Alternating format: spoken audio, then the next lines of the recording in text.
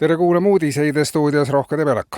Valitsus annab teada, et EE-alarmi testsõnumite saatmise õnnestumine või mitteõnnestumine on asjaomaste organite poolt põhjalikult läbi vaadatud ja analüüsitud ja tehakse ka vajaminevad muudatused. Ohuteavituste saatmine elanikkonnale on kõrge prioriteetsusega ja seda teavitust ei saa lasta halvata või segada tehnoloogilisel sfääril. Seetõttu hakkab riik tulevikus saatma elanikkonnale ohuteavitusi lihtkirjadega, milliseid ei saa häkkida ega muuta, vaid postiljon tuleb ja toob ohuteavituse inimesele füüsiliselt koju kätte. Kirjad liiguvad tänapäeval kiiresti ja mõne päevaga on inimesel ohuinfo käes. Võrreldes näiteks olukorraga, kus nii mõnedki inimesed said teisipäeval saadetud testohuteavituse oma telefoni alles täna hommikul.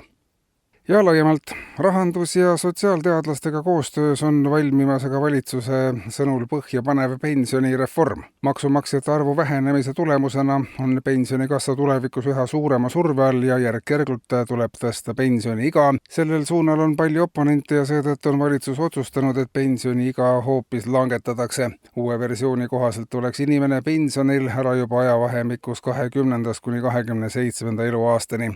See seaks pensioni maksmisele esimest korda ajalised piirid, samas annaks meestele võimaluse pension ikkagi kätte saada ja samuti noorel pensionäril palju parem tervis, mis võimaldab madala pensioni juures ellu jääda. Noor pensionär saaks siis, kui pension lõppeb, alustada surmani kestva töötajapõlvega ja oleks terve elu positiivselt meelestatud, sest ta teab, mida tulevik toob, ei hellita asjatuid lootusi, et pensionifondid või riik teda aitab ja ta keskenduks terve elu oma vanaduspõlve kindlustamisele. Ja kultuuriteateid.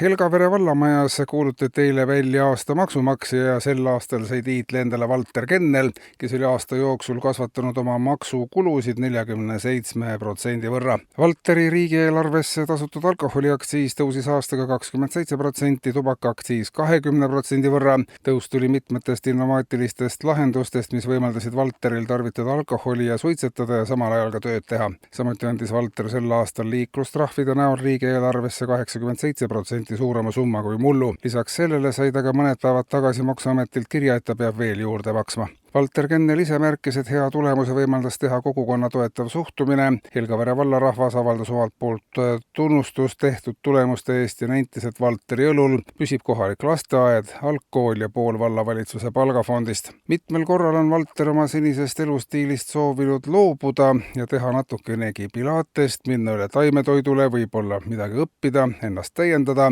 kuid kohusetunne pole teda siiani lasknud seda teha. Ja uudiste lõpetuseks ka politsei teada eile kella 2:30 vahel öösel murti Tallinnas Kalamajas sisse kohaliku pensionäri keldrisse ja varastati mõlemad kartulid. Politsei esialgse versiooni kohaselt võisid teokorda saajateks olla vargad. Eetris olid uudised.